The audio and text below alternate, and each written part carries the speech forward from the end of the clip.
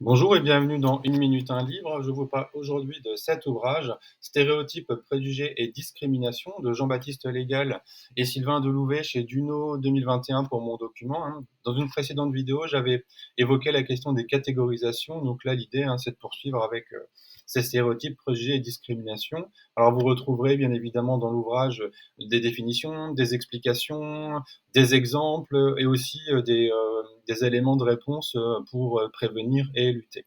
Je voulais notamment vous parler de la théorie de la dominance sociale, hein, proposée par Sidanius et Prato en 99. C'est l'idée que dans toute société organisée, on retrouve l'idée d'une hiérarchie entre les groupes sociaux, selon divers critères, appartenance ethnique, sexe, pouvoir, argent, trois petits points, hein. Elle entraîne l'existence de groupes dominants, situés au sommet de la hiérarchie, et les groupes dominés, situés à la base.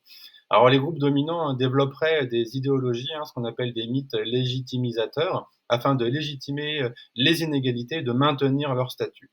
Donc il y a des mythes qui accentuent cette hiérarchie sociale et d'autres qui atténuent cette même hiérarchie sociale.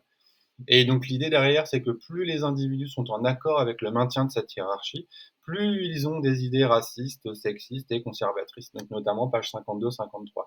Alors si on relie cela notamment aux questions des masculins, hein, on retrouve ces mêmes questions d'idéologie légitimante, hein, de hiérarchie sociale structurelle et organisée, de maintien et de reproduction d'un système hiérarchique de genre, hein, les masculinités hégémoniques, ou encore la domination sur les femmes et les autres masculinités, notamment subordonnées et marginalisées. Et on retrouve aussi des hiérarchies entre les hommes, entre les catégories également. Voilà, donc l'idée, hein, c'est vraiment de parcourir ce document pour avoir des éléments précis et éviter surtout de tout confondre et de comprendre un peu mieux comment en fait, se maintiennent ces hiérarchies entre les endogroupes et les exogroupes. Voilà, je vous souhaite une très bonne lecture.